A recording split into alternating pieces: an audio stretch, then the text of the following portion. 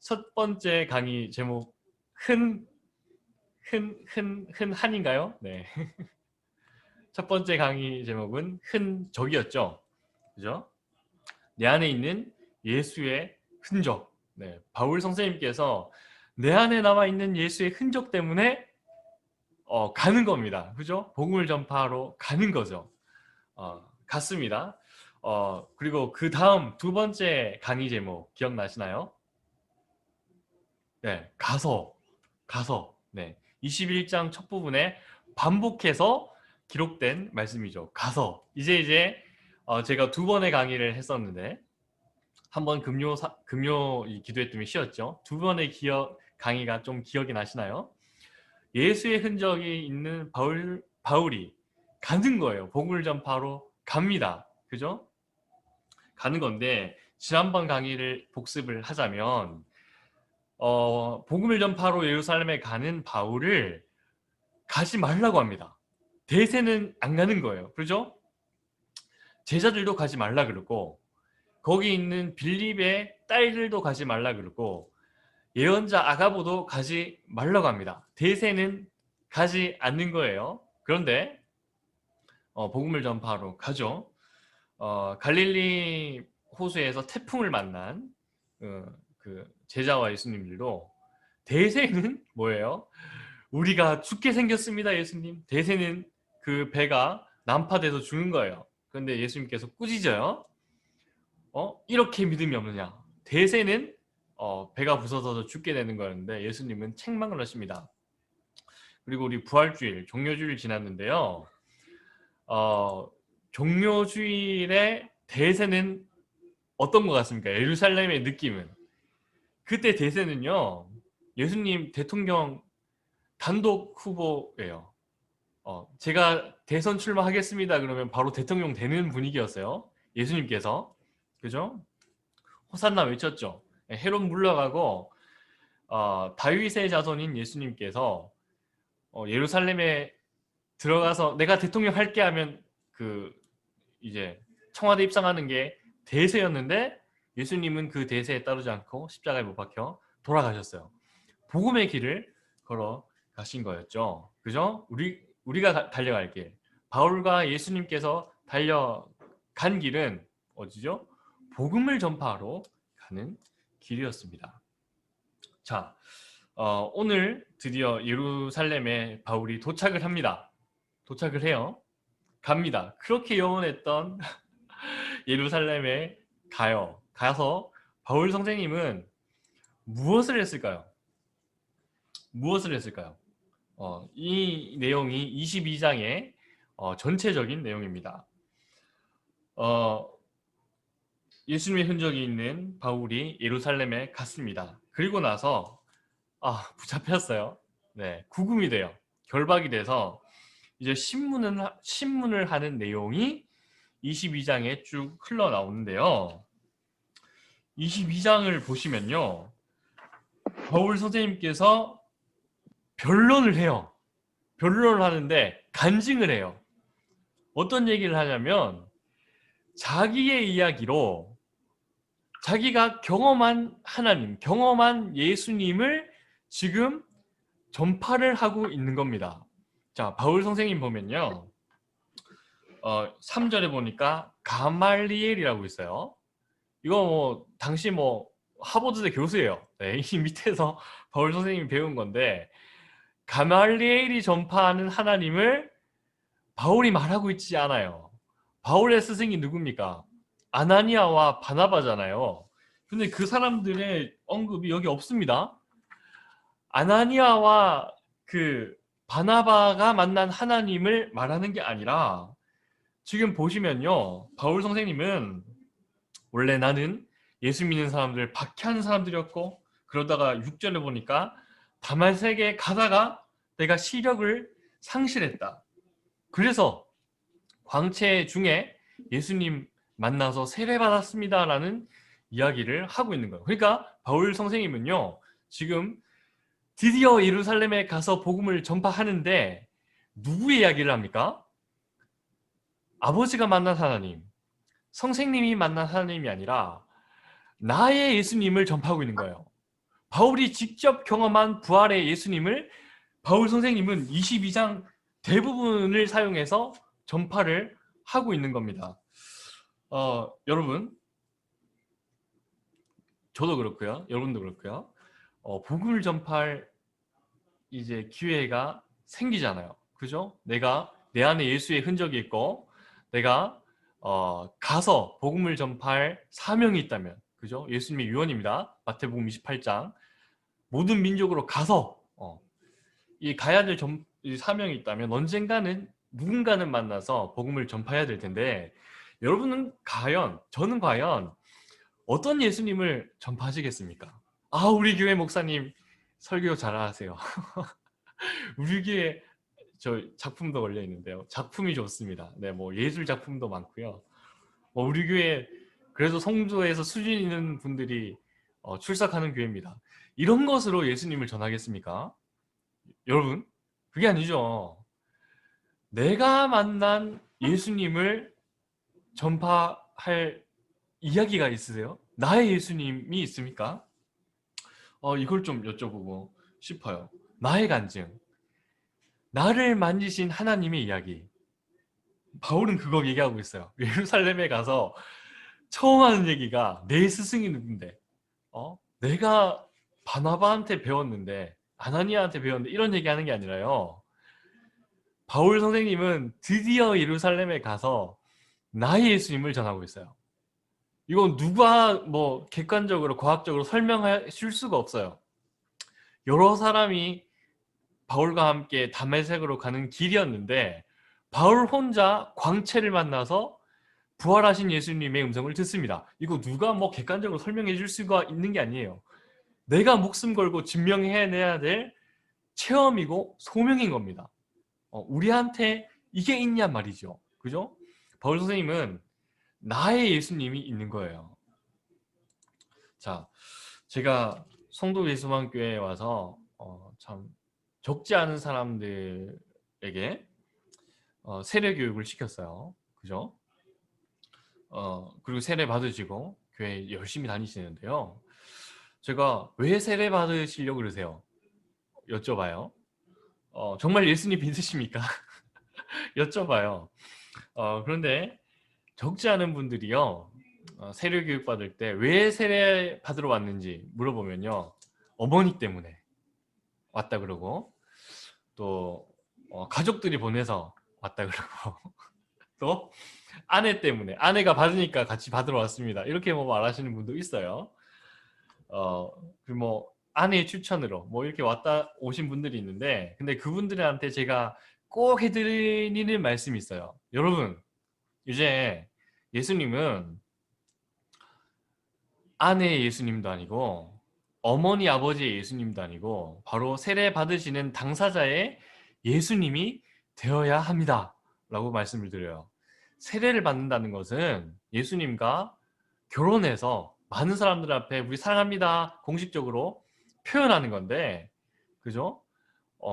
뭐 아내의 예수님, 어머니의 예수님, 이제 그게 아니라 나의 예수님, 나의 예수님을 모시고 함께 사십시오라고 제가 말씀을 드리죠. 여러분, 저 구리에 가면요 아주 큰 교회가 있습니다. 지금은 좀 문제가 된 교회인데요. 문제가 있어서 많이 좀 어려움을 당하고 있는 교회인데, 예전에는 그 교회가 아주 이제 빠르게 성장하고 그 목사님께서 청계천에 있는 그 거린들, 노숙자들을 아주 잘 돌보시는 분이셨어요. 그래서 교회가 빠르게 그리고 크게 성장했던 교회인데요. 그 교회가 좀 건강하게 성장해 나갈 때 거기서 부목사로 계시다가 이제 교수가 되신 분께서 그 교회 설교를 하러 오셨는데, 그분께서 이런 얘기를 하시는 거예요. 거기 담임 목사님 설교 굉장히 잘하십니다. 그리고 그분이 만난 예수님이 대단한 예수님이에요. 그죠? 그분의 이야기가 책으로도 나오고, 그죠? 공영방송 드라마로 나오기까지 했어요. 아시겠죠, 누구신지? 네. 그런 분인데 그 교회 출석한 성도님들한테 이런 얘기를 하시는 거예요. 여러분들이 좋은 설교 듣는다고 좋은 성도 아닙니다. 여러분이 만난 예수님, 그 예수님으로 예수 만난 사람으로 여러분들이 삶의 자리에서 살아갈 때 여러분 좋은 성도입니다. 이 얘기 하시는 거예요. 우리 사도신경이 있죠. 이게 사도들의 신앙 고백이에요. 사도들의 신앙 고백인데 성경에 없는 거죠. 사도들의 신앙 고백이고 뭐 우리가 한 번쯤은 들어보셨죠. 웨스터민스터 신앙 고백, 유명한 신앙 고백입니다. 그리고 우리 교회에 우리 총회에 신앙 고백이 있어요. 이 신앙 고백은 총회마다 또 하나씩 있습니다. 그리고 시대마다 하나씩 나왔어요. 그러니까 그 시대가 그리고 그 집단이 상황에 따라 시간에 따라서 적절하게 신앙 고백을 하는 거예요. 그러니까 그 시대에 그 사람들이 만난 신앙 고백을 하는 겁니다. 사도들은 사도들의 신앙 고백, 우리 교단의 신앙 고백이 있죠. 그러면 여러분 혹시 여러분의 신앙 고백은 있습니까? 누군가가 찾아와서 당신이 믿는 예수가 누굽니까? 당신의 신앙의 고백은 무엇입니까? 라고 물어본다면 과연 내가 만난 예수님 말할 수 있나요? 여러분 어떤 예수님을 만나셨나요? 네. 우리 좀 이따 이제 성경 공부 조별 모임할 때 이거 나눌 거예요. 내가 만난 예수님은 과연 누군가? 그죠? 내가 만난 예수님은 과연 나를 어떻게 고쳐주셨고 나를 어떻게 이끌어 주셨나? 이걸 좀 함께 나눠 봤으면 좋겠습니다. 그죠? 여러분 우리 아까 본문에도 읽었는데요. 15절에 증인이 되리라 라는 얘기가 있어요. 15절에 증인이 되리라 라는 이야기가 있는데 이 증인이 헬라어로는 마르티스예요. 근데 이 마르티스가 좀 후에는요 어떤 말로 쓰이냐면 순교자라는 말로 쓰입니다. 그죠? 이 부활과 증인과 순교자는 지금 보면 좀 멀리 떨어져 있는 단어 같지만 당시에는 아주 밀접했습니다. 부활의 증인이 되면 순교예요. 부활의 증인이 되면 순교입니다. 우리 좀 22절 이하로 읽어보겠지만 부활의 증인이 된 바울을 어떻게 사람들이 대하고 있는지 좀 살펴봐요. 좀 이따가. 당시에는 부활의 증인이 되면 순교였어요. 그래서 마르티스 이거 원래 증인 재판할 때 제가 증인입니다 하죠. 그 증인인데 초대교회에서는 후에 순교자라는 의미로 바뀌어요. 그죠? 부활의 증인이 되면 순교를 했기 때문에. 그리고 초대교회를 지나면서 박해가 심할 때는요. 세례교육을 5년을 받았습니다. 5년. 우리 교회 그리고 대부분의 교회는 한 2번 받습니다. 1시간 반 정도 2번 받으면 문답하고 세례를 주는데 초대교회는 세례 받으면 5년 걸렸어요. 그리고 5년 동안 세례교육 받아서 세례를 받잖아요. 이렇게 세례를 받잖아요. 침례죠. 물에 들어가는 거니까. 받고 나서 이제 부활의 증인으로 살게 되면 적지 않은 사람들이 순교를 당했습니다. 이거 세례 함부로 못 받는 분위기였어요. 왜냐하면 세례 받으면 뭐요? 순교예요. 네. 부활의 예수님을 부인할 수가 없었어. 세례 받고 나서는. 그러니까 이 세례를 받는다는 그 부담이 아주 컸습니다. 초대교회는. 자,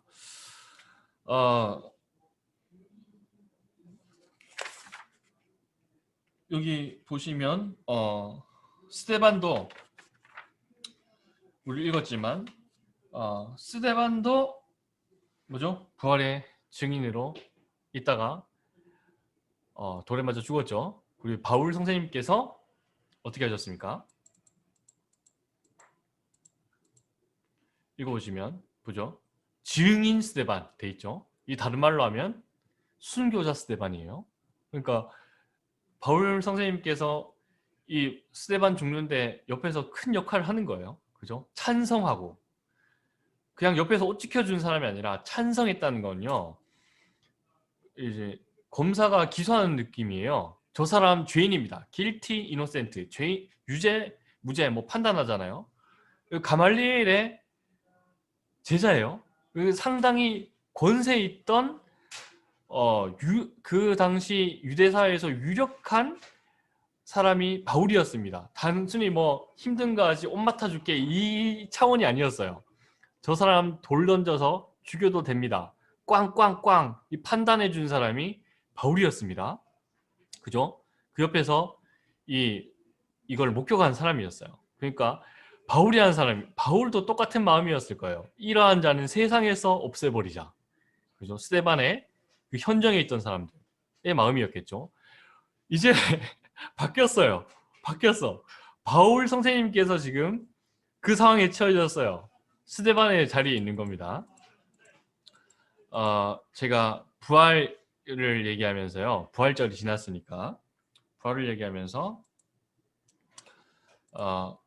이 영화를 하나 추천해드리고 싶어요. 부활이라는 영화입니다. 책을 추천해드리면 너무 보기가 어렵죠? 네. 영화를 하나 추천을 해드릴게요. 여러분 생각보다 잘 만들었어요. 그죠? 기독교 영화 잘 안 보는데 생각보다 잘 만들었습니다. 그리고 이 부활이라는 영화 끝에 보시면요. 그 끝장면이 저도 강하게 남아있어요. 이 로마 군사인데 그 예수님의 주변을 돌던 사람이에요. 그리고 끝에 영화 끝에 예수님의 부활을 목격합니다. 목격을 해요. 그리고 나서 마지막 대사가 뭐냐면 내가 이 사건을 경험해서 확실한 것은 내가 앞으로 다르게 살아야겠다는 거예요. 그죠? 이전과는 같이 살지 못하겠다라는 이 대사를 남기고 영화가 끝납니다. 끝나는 거예요. 그러니까 이 사람이 마치 교통사고를 당하듯이 뭐 갑작스럽게 황당하게 예수의 부활을 목격을 했는데 이걸 보고 나서는 이전과는 동일하게 살지 못하겠습니다라는 이야기를 하는 겁니다. 여러분 또 우리 지난 몇 주 전에 김학철 교수님 모시고 수요 그 사경회를 들었는데요. 최근에 그 잘잘법이라는 유튜브 채널이 있습니다. 김학철 교수님께서 부활에 대해서 영상을 하나 업로드를 하셨는데요. 한번 들어보세요. 추천해드려요. 부활에 대해서 이렇게 논리적으로 그리고 명제를 따라서 학적으로 풀어낼 수 있을까? 어떻게 이렇게 잘 풀어내셨을까? 싶을 정도로 얘기를 하셨는데요. 부활이 없다면 너무 어려운 거예요. 부활이 만약에 없다, 예수의 부활이 없다면 사도 바울 선생님도 저렇게 죽을 이유가 없어요.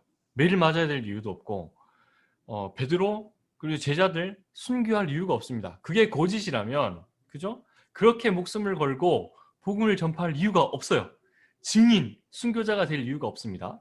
그런데 부활이라는 사건이 사실이기 때문에 수많은 사람들이 거기에 목숨을 걸고 순교를 하는 겁니다. 직접 목격했어요. 그죠? 예수의 부활이 사실이냐 아니냐 뭐 그런 이야기가 아직까지 뭐 판단되고 있지만 여러분 이런 들판에요. 이런 들판에 우주에서 소행성 하나가 날라와서 탁 떨어졌다고 한번 상상해 보세요. 어떻게 되겠어요? 이전과는 다르죠. 더 이상 들판이 아닙니다. 저기 강력한 무언가가 충격을 간다면 저런 흔적이 남게 돼 있죠. 그죠? 이 역사라는 시간에 예수님께서 인류에게 남긴 흔적도 이와 같아요. 저렇게 분명한 흔적이 남겨져 있어요. 여러분, 어떤 분이 이런 얘기를 하시더라고요. KTX를 타고 서울에서 지방으로 가시는데 KTX와 사람 간의 접촉사고가 났다는 방송을 하는 거예요. 방송에서. 여러분, 그 사람 멀쩡할까요? KTX와 접촉이 일어났는데 저는 어디 뭐 놀라지도 않았고 뭐 어디 손 좀 부딪혔지만 뭐 괜찮습니다. 하나도 아프지 않고 이전과 똑같이 생활할 수 있습니다라고 얘기하는 사람이 있을까요? 그렇지 않습니다. 예수의 부활을 내가 직접 경험한다는 것은 KTX가 와서 부딪히는 것만큼 충격이 큰 거고 소행성이 지구에 와서 저렇게 흔적을 남기는 것만큼 내 인생에 예수의 부활이 경험된다면 저런 흔적이 없을 수 없는 겁니다. 네. 자, 예수의 부활을 직접 목격한 이 사람들은 이전과 같이 살지 못했어요. 그죠? 예수의 흔적을 본 사람들 가서 도마입니다. 도마는 인도까지 가서 예수님을 전하다 순교했다는 전설이 있습니다. 이걸 목격한 사람들은 이전과는 동일하게 살지 못했어요. 삶의 패턴이 바뀌었습니다. 부활의 증인을 만날 때 두 가지 반응이 있습니다. 이것을 받아들이는 사람이 있고 이것을 강력하게 부인하는 사람이 있어요. 안타깝게 오늘 우리가 성경 본문에서 본 유대인들은요. 어떻게 반응했습니까? 이러한 자는 세상에서 없애버리자 이야기합니다.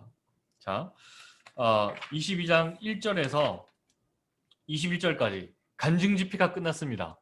바울 선생님께서 바울 선생님이 만난 나의 예수님을 전했어요. 다 전하고 났는데 이 들었던 사람들의 반응이 어때요? 이거 받아들일까 안 받아들일까 이게 고민했는지 아닌지 모르겠지만 이 사람들의 반응은 어때요? 바울을 없애버리자 이 반응입니다. 그죠? 복음을 들었을 때 반응은 크게 두 가지로 나뉩니다. 회개하고 예수님을 믿어야겠다 이 반응과 아니면 그 부활의 증인을 박해하는 이 모습이 나누게 되죠.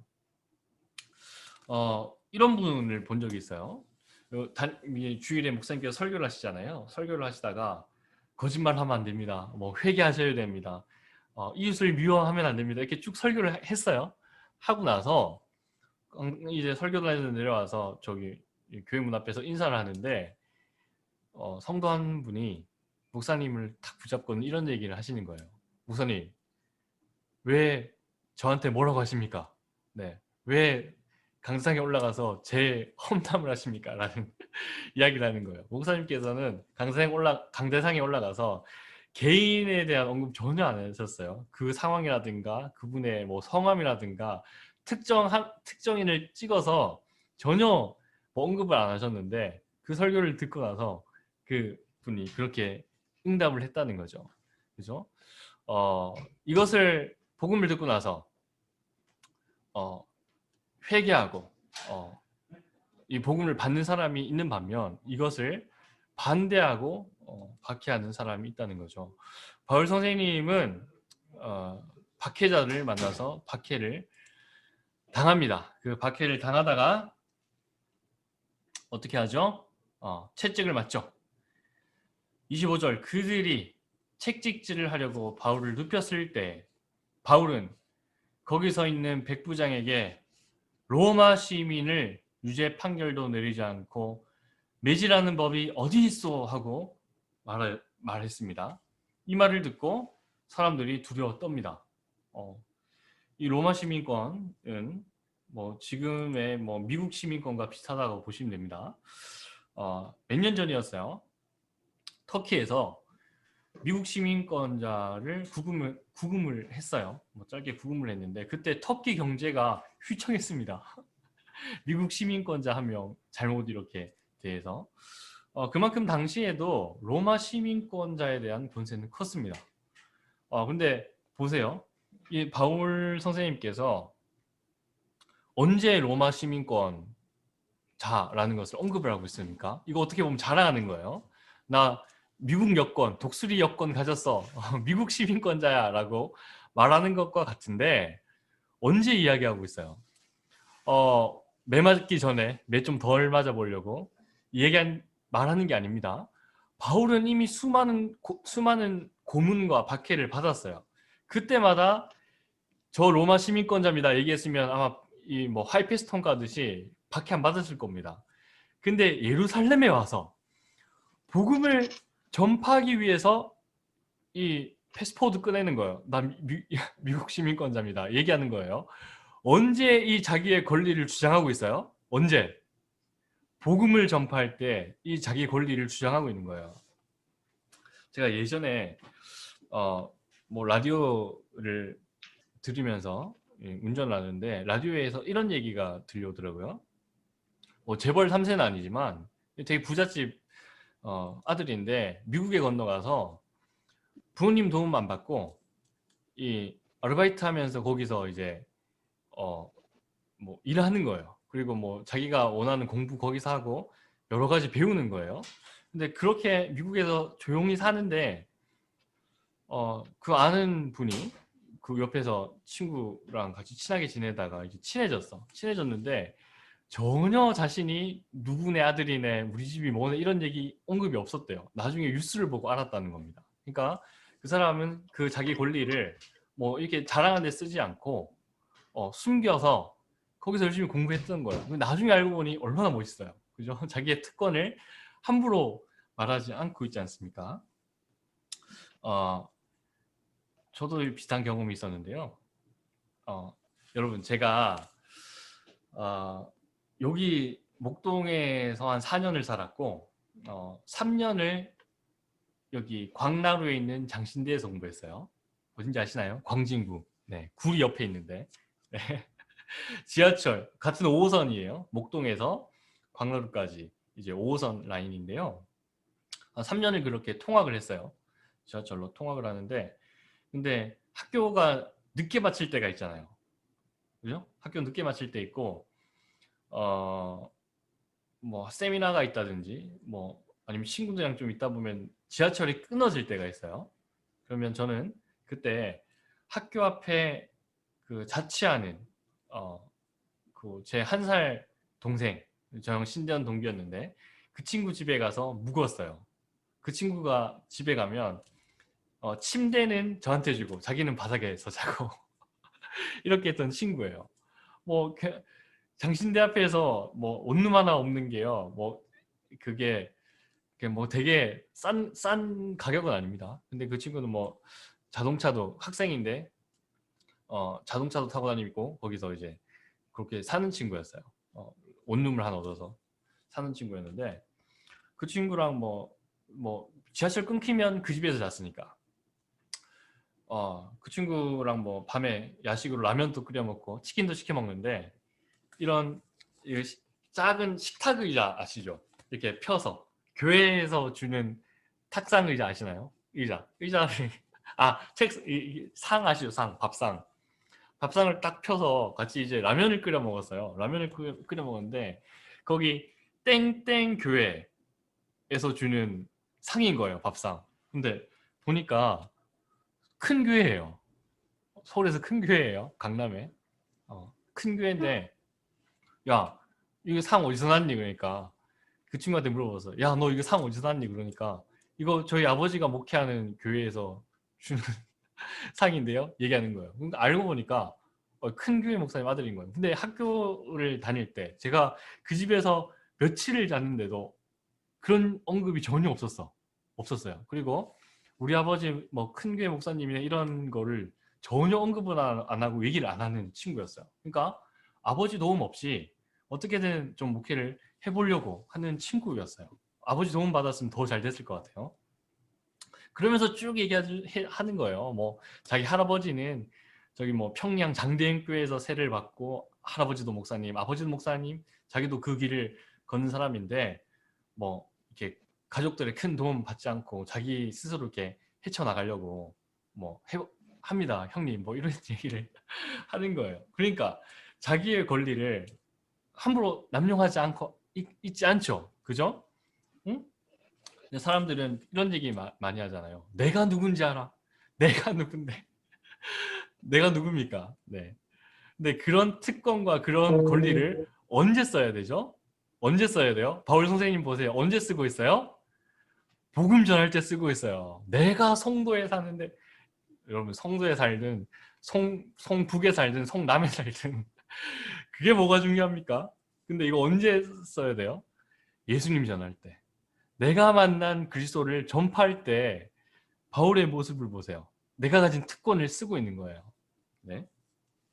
이런 모습을 바울에게서 볼 수 있습니다.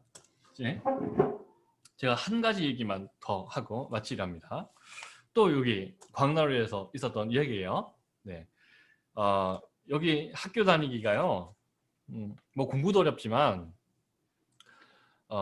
점심 때마다 예배를 드려요. 체프를 드려요. 이 체프를 드리는데 이거 횟수 못 채우면 진급이 안 됩니다. 졸업도 안 되고. 그러니까 예배 안 드리는 신학생 전사님들은 신대원 졸업을 못 하죠. 그럼 당연히 목사 안수도 못 받는 거예요. 그러니까 예배에 대해서 되게 철저한 이 학교인데요. 화수목금 네 번을 드리는데 주 3회는 반드시 참석을 해야 돼요. 평균적으로. 이거 횟수 못 채우면 이제 진급이 안 돼요. 네, 곤란합니다. 진급이 안 되는데, 그리고 여기 이제 대학생들 하는 거 있죠. 출석 체크하고 도망가잖아요. 도망가면 이제 뭐 정확이에요. 한 번만 걸려도. 총장님 아들이 한 번 이제 출석 체크하고 도망을 갔어요. 총장님 아들이 걸렸는데 바로 정확이었어요. 한 번 했는데.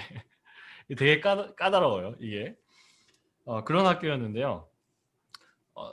저도 참 많이 졸았는데, 근데 3년을 점심 채플 예배를 드리면서 가장 기억에 남는 사람, 가장 저에게 크게 부활의 예수님을 전파한 사람을 한 분 꼽으라면요, 언어장애인 목사님이에요. 그분 말을 못하세요. 어릴 때 열병이 나서 말을 한마디도 못하시는 분인데 옆에 수화 선생님 세워놓고 채플 드리는 1시간 동안 침묵이에요. 조용했어.